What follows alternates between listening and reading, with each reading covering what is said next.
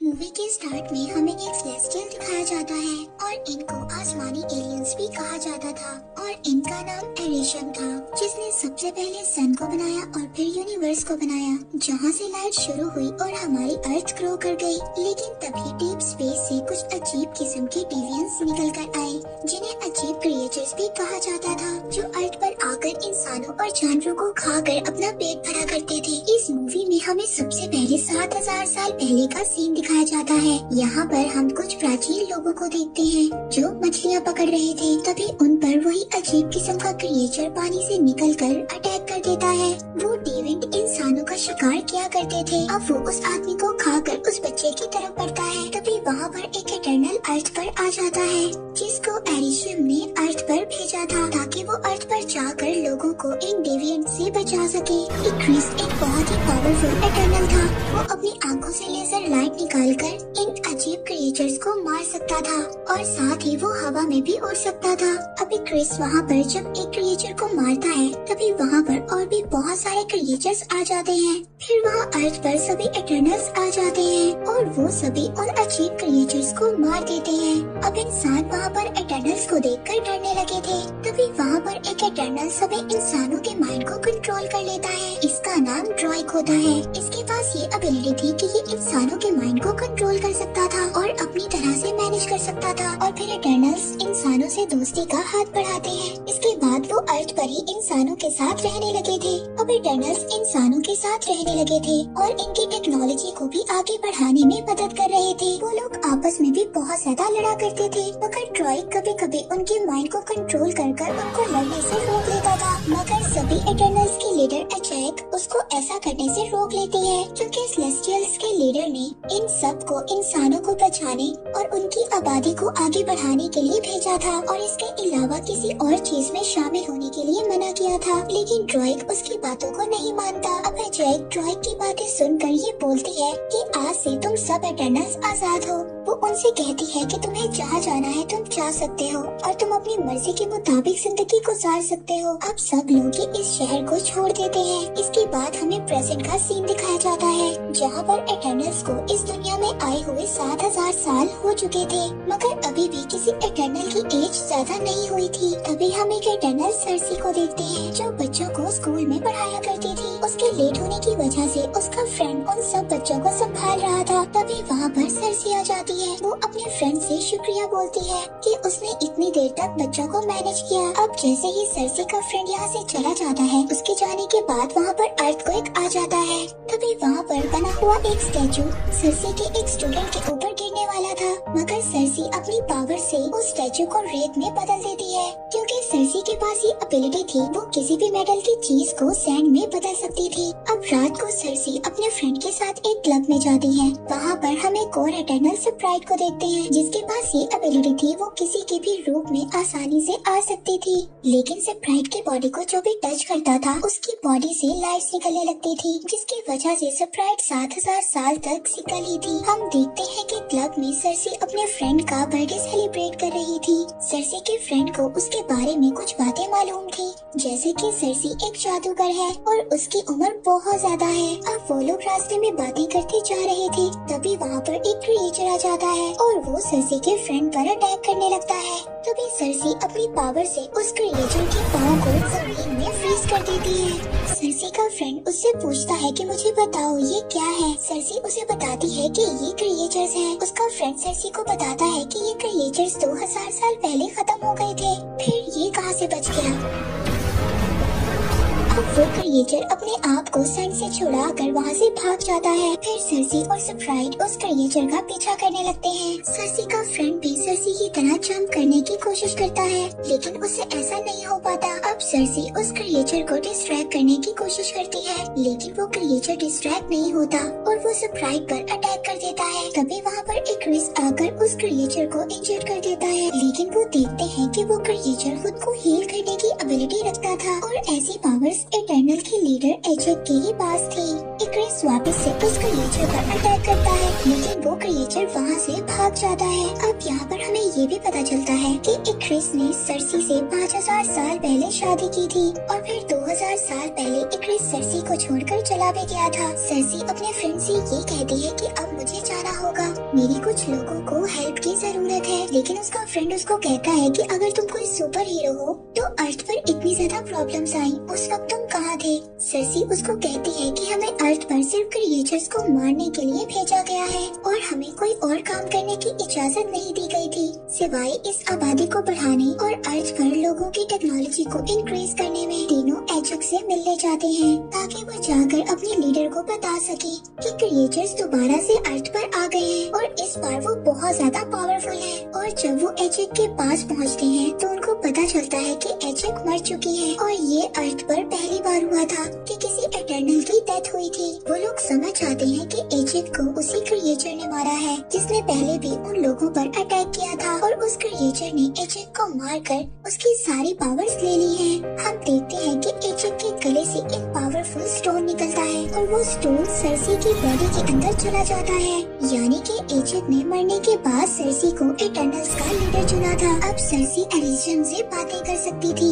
अब ये लोग अपनी टीम को इकट्ठा करने का फैसला करते हैं ताकि वो एक बार फिर से सभी इटर्नल्स मिलकर उन क्रिएचर्स को मार सके। अब वो सबसे पहले किंगो के पास जाते हैं। किंगो के पास ये एबिलिटी थी कि वो अपने फिंगर से छोटी छोटी आग की गोलियों को निकाल सकता था। अब किंगो एक सुपरस्टार बन चुका था और उसने बहुत ज्यादा मूवीज भी की थी। अब वो किंगो को अपने साथ आने का कहते हैं। वो कहता है कि मुझे बहुत ज्यादा काम है और मैंने बहुत ज्यादा मूवीज को साइन भी किया है। जब किंगो अपने लीडर का सुनता है कि वो मर चुकी है तो किंगो ये सुनकर बहुत ज्यादा उदास हो जाता है और फिर वो अपने मैनेजर के कहने पर जाने के लिए तैयार हो जाता है। अब वो लोग किंगो के प्राइवेट प्लेन से ऑस्ट्रेलिया जाते हैं जहाँ पर उनके 2 और एटर्नल्स रहते थे। अब वो लोग जब वहाँ पर पहुँचते हैं तो देखते हैं कि एक बहुत बड़ा क्रिएचर मरा हुआ है। किंगो का मैनेजर उसको कहता है कि ये क्रिएचर्स तो बहुत खूबसूरत हुआ करते थे। किंगो अपने मैनेजर को कहता है कि क्या तुम्हारा दिमाग खराब है? ये बदबूदार सड़ा हुआ क्रिएचर तुम्हें किस एंगल से खूबसूरत लगता है? अब वो यहाँ पर अपने एक और मेंबर से मिलते हैं जिसका नाम गिलगमेश था। वो उनसे पूछता है कि क्या तुम मेरा केक ट्राई करोगे? जब ये लोग इसको एचेक के मरने की खबर सुनाते हैं तो ये बहुत ज्यादा उदास हो जाता है और इसके हाथ से बना हुआ केक भी गिर जाता है। फिर वो लोग अपनी एक और मेंबर ठीना के पास जाते हैं जो एक दरख्त के नीचे बैठे कुछ ड्राइंग कर रही थी। दरअसल ठीना को एक दौरा पड़ता था और जब उसको ऐसा होता था तो वो किसी पर भी अटैक कर देती थी और 7000 साल से गिलगमेश ही ठीना के साथ रहता था और ठीना के पास ऐसी एबिलिटी थी कि वो अपने हाथों से एक पावरफुल वेपन निकालकर अटैक कर सकती थी। और जब ठीना उन पर अटैक करने लगती है तो स्प्राइट वहाँ के माहौल को चेंज कर देती है और उसको ये बात याद दिलवाने की कोशिश करती है कि वो कौन लोग हैं और उनका मकसद क्या है। फिर जब गिलगमेश ठीना को समझाता है तो वो नॉर्मल हो जाती है। इसके बाद फिर सब लोग मिलकर वहाँ पर खाना खाते हैं। फिर सर्सी उठकर वहाँ पर उस जगह पर जाती है जहाँ पर ठीना बैठी ड्राइंग कर रही थी। वो उसकी ड्राइंग को देखती है और अपने लीडर से कांटेक्ट करने की कोशिश करती है और फिर उसकी सूल अपने किंग लीडर के पास पहुँच जाती है। वो वहाँ जाकर अपने किंग लीडर को बताती है कि क्रिएचर्स दोबारा अर्थ पर आ गए हैं और उन्होंने एचेक को मारकर उसकी ताकत को भी चुरा लिया है और अर्थ पर भी बहुत ज्यादा चीजें अजीब हो रही हैं।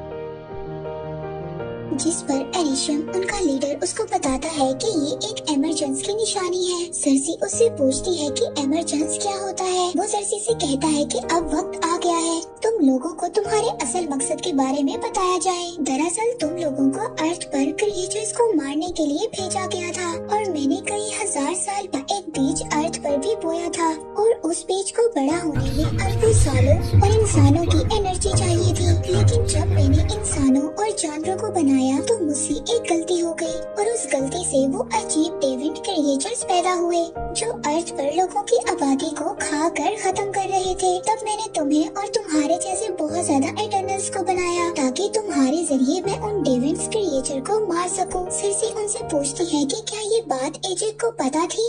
यहाँ पर वो सर्सी को ये भी बताते हैं कि तुमने और एचेक ने कई बार सेलेस्टियल को अर्थ पर पैदा होने में मदद की है। तो सर्सी उनसे कहती है कि ये सब बातें मुझे क्यों नहीं याद। वो उसको कहते हैं कि मैं हर बार तुम्हारी यादों को इरेज कर देता हूँ इसीलिए तुम्हें कुछ भी नहीं याद। यहाँ पर एक और बात भी हमें पता चलती है जो ठीना को ड्रीम्स आते थे वो उसकी पुरानी यादें थी जो अभी तक मुकम्मल तौर पर इरेज नहीं हुई थी। अब सर्सी दोबारा अर्थ पर आ जाती है और ये सब बातें अपने बाकी टीम मेंबर क्रिएचर्स को भी बताती है। ये बातें सुनकर वो सभी लोग शॉक्ड हो जाते हैं। सर्सी उन सब से कहती है कि हमें इंसानों को बचाना होगा और इस इमरजेंसी को होने से रोकना होगा, नहीं तो इसकी वजह से सारे इंसान मारे जाएंगे।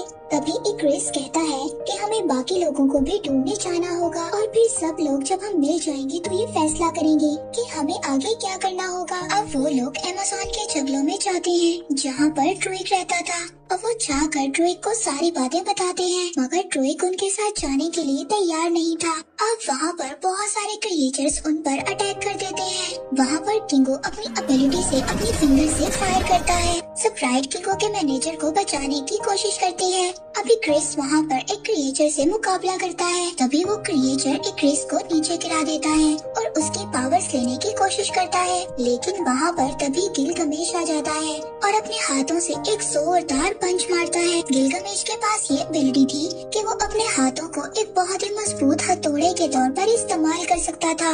जब सर्सी पर एक क्रिएचर अटैक करने की कोशिश करता है, तभी सर्सी उस क्रिएचर को एक ट्री में बदल देती है। दूसरी तरफ ये क्रिएचर जब टीना पर अटैक करते हैं तो गिलगमेश आकर टीना को बचा लेता है, लेकिन वो क्रिएचर्स का लीडर गिलगमेश को मारकर उसकी पावर्स को अपने अंदर ट्रांसफर कर लेता है। जैसे ही वो गिलगमेश की पावर्स को अपने अंदर ट्रांसफर करता है, वो इंसानों की तरह बॉडी शेप में आ जाता है और वो उस इमरजेंसी को भी समझ जाता है। इसके बाद गिलगमेश मर जाता है। वो जाते हुए टीना को ये बात कहता है कि मुझे याद रखना। इसके बाद सर्सी और इक्रिस अपने एक और मेंबर फेस्टोस के पास जाते हैं। फेस्टोस उनको कहता है कि मैं अपनी फैमिली के साथ रहता हूँ और मैं तुम्हारे साथ नहीं आ सकता, लेकिन फिर वो जल्दी मान जाता है और उनके साथ जाने के लिए तैयार हो जाता है। अब सभी इटर्नल्स मिलकर इराक जाते हैं। वहाँ पर 7000 साल से उनकी स्पेसशिप जमीन के अंदर थी।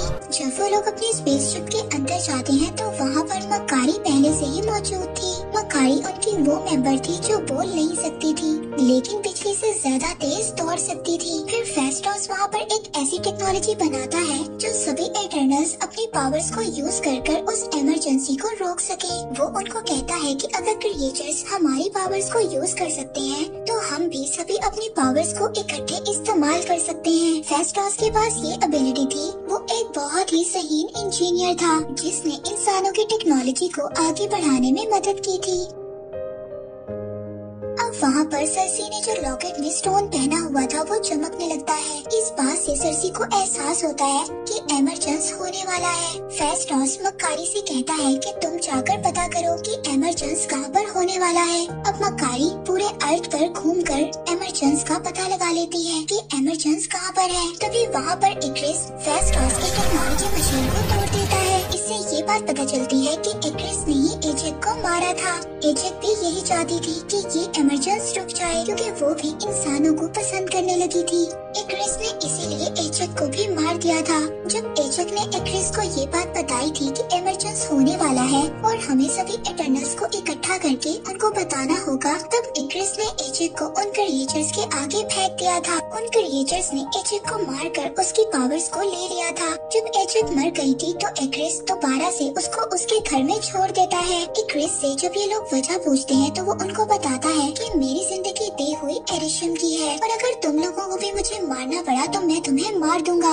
और ये सब कहकर इक्रिस वहाँ से चला जाता है और उसके साथ स्प्राइट भी चली जाती है। अब किंगो भी वहाँ से जाने वाला था। वो कहता है कि इक्रिस की हेल्प के बिना हम कुछ भी नहीं कर सकते और किंगो भी ये सब कहकर वहाँ से चला जाता है। अब उन तीनों के वहाँ से जाने के बाद और बाकी जो इटर्नल्स वहाँ पर बचे थे उनकी पावर्स काफी नहीं थी इमरजेंसी को रोकने के लिए। तभी फेस्टोस सर्सी से कहता है कि जो तुम्हारे अंदर पावर्स है वो तुम्हें और एरिशम को साथ में जोड़ सकती है। वो कहता है कि हम एक यूनिबैंड बना सकते हैं जिससे वो इमरजेंसी रुक जाएगा। अब वो सर्सी का स्टोन लेकर उससे एक बैंड तैयार करता है और फिर वो लोग अपने स्पेसशिप को लेकर उस जगह पर पहुंच जाते हैं जहां पर इमरजेंसी स्टार्ट होने वाला था। वहां पर इक्रिस और स्प्राइट दोनों इमरजेंसी को होते हुए देख रहे थे। तभी वहाँ पर बाकी इटर्नल्स भी आ जाते हैं उस इमरजेंसी को रोकने के लिए। उस इमरजेंसी से एक बहुत ही बड़ा सेलेस्टियल जो दुनिया के लिए बहुत ज्यादा खतरनाक था निकलने वाला था। अब वो लोग वहाँ पर अपने अपने बैंड को कनेक्ट करते हैं ताकि वो अपने पावर्स को यूज कर उस इमरजेंसी को रोक सके। वहाँ पर इक्रिस ड्रूइग को उठाकर पीछे फेंक देता है। ये सब देखकर मकारी बहुत ज्यादा चीखते चिल्लाते जाती है और वो एक्रिस को इतना ज्यादा मारती है कि एक्रिस ने 7000 साल में इतनी ज्यादा मार नहीं खाई होगी। वहाँ पर सर्सी फेस्टोस से कहती है कि मैं इस एमरजेंस को अकेले रोकने की कोशिश करती हूँ। फेस्टोस कहता है ठीक है, तुम इसे रोकने की कोशिश करो। हम एक्रिस को रोकने की कोशिश करते हैं। अब बाकी के एटर्नल्स एक्रिस के साथ मुकाबला करते हैं। अब वहाँ पर क्रिएचर्स का लीडर भी आ जाता है। मकारी उसके इर्द गिर्द एक बहुत ही बड़ा सर्कल बना देती है, लेकिन वो मकारी को पकड़ लेता है और उसकी पावर्स लेने की कोशिश करता है। तभी फेस्टोस उस पर अटैक करता है, जिससे वो क्रिएचर मकारी को दूर फेंक देता है और खुद पहाड़ों के अंदर एक गुफा में जाकर गिर जाता है। फिर फेस्टोस एक्रिस को अपनी टेक्नोलॉजी से बांध देता है। दूसरी तरफ सर्सी जब एमरजेंस को रोक रही होती है, वहाँ पर स्प्राइट आकर एक चाकू से उस पर स्टैब कर देती है और कहती है कि मुझे इंसानों की जान नहीं बचानी। मैं 7000 साल से अर्थ पर हूँ। मुझे ये कभी भी नहीं पता चला कि प्यार क्या होता है और फैमिली किसे कहते हैं। तभी ड्रोइक वहाँ पर आ जाता है और स्प्राइट के सर पर अटैक कर देता है। दूसरी तरफ हम टीना को देखते हैं, जिसको पास्ट की बातें परेशान कर रही थी और वो डेविन क्रिएचर गिलगमेश बनकर उसकी पावर्स लेने की कोशिश कर रहा था। लेकिन तभी टीना को होश आ जाता है। वो अपनी पावर से एक बहुत ही खतरनाक वेपन्स पैदा करती है और तभी उस क्रिएचर के टुकड़े कर देती है। हम देखते हैं कि एमरजेंस शुरू हो गया था और आहिस्ता आहिस्ता सेलेस्टियल के हाथ बाहर आने वाले थे। सर्सी अपनी पावर से उस सेलेस्टियल को रोकने की कोशिश कर रही थी। तभी एक्रिस भी छूट जाता है और सर्सी को मारने के लिए चला जाता है, मगर तभी उसको सर्सी के साथ बिताए हुए मोमेंट्स याद आने लगते हैं और फिर एक्रिस भी उनके साथ मिलकर उस एमरजेंस को रोकने में उनकी मदद करता है। अब एमरजेंस रुक जाती है और वो सेलेस्टियल और वो कयामत सेलेस्टियल पैदा होने से पहले ही मर जाता है और फिर एक्रिस आखिरी बार सर्सी को देखता है और खुद को सूरज में ले जाकर गुम कर देता है। दूसरी तरफ मकारी जब ड्रोइक को देखती है तो वो बहुत ज्यादा खुश होती है और उसको गले लगा लेती है। दूसरी तरफ सर्सी स्प्राइट से कहती है कि अभी भी सेलेस्टियल्स की पावर मेरे अंदर मौजूद है। अगर तुम चाहो तो मैं तुम्हें ठीक कर सकती हूँ, लेकिन फिर तुम इंसान बन जाओगी और एक दिन मर जाओगी। जिस पर स्प्राइट कहती है कि हाँ मैं तैयार हूँ। इसके बाद वो लोग फेस्टोस के घर डिनर करने जाते हैं और अब स्प्राइट स्कूल में एडमिशन ले लेती है। इसके बाद सर्सी अपने फ्रेंड से मिलती है। वो उसको कहता है कि मैं तुम्हें कब से बताना चाह रहा हूँ, मैं इस अर्थ का नहीं हूँ। तभी आसमान पर एक पोर्टल ओपन होता है। एडिशम सर्सी के साथ साथ बाकी एटर्नल्स को अपने पास वापस बुला लेते हैं और कहते हैं कि तुमने इंसानों को बचाने के लिए सेलेस्टियल का कत्ल किया है, लेकिन अभी मैं तुम्हें माफ कर रहा हूँ और अब मैं चाह रहा हूँ जब मैं वापस आऊँगा तब मैं अपना फैसला सुनाऊंगा कि तुम लोगों के साथ क्या करना है। और इसी के साथ ही मूवी यहीं पर एंड हो जाती है।